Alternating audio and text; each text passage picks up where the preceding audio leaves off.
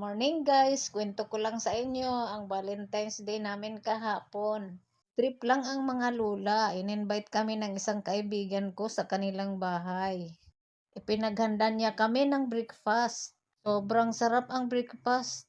Mais na nilaga, may mani, at saka kamote. Mainit pa ang kamote. Dilaw ang kulay ng kamote. Pero ang mais, grabe ang kain ko ng mais, halos maubos ko. Oh. Pinagpitas din niya kami ng dalandan. Preskong dalandan yan. Masarap din ang kamote, purple. Tingnan nyo, oh, purple ang kamote. Masarap, matamis. Napadami talaga ang kain ko sa kamote.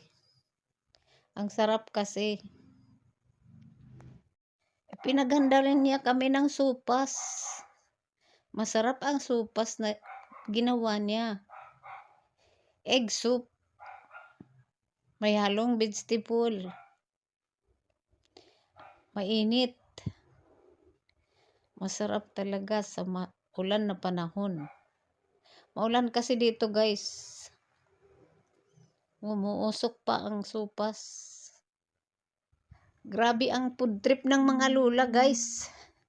Pagkatapos namin kumain ng breakfast, diretso naman kami sa lunch. Pinaghanda kasi kami ng lunch ni Nita. Ang sarap ng mga hinihanda niyang pagkain. Yan ang mga pagkain na hinihanda niya. Masasarap. Kaya nagkamay na ako. Yan si Nita. Nag-invite sa amin. Masarap magluto.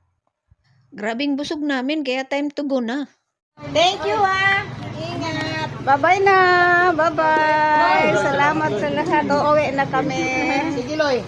Next time Loy ha. Kita dyan punta Loy. Okay.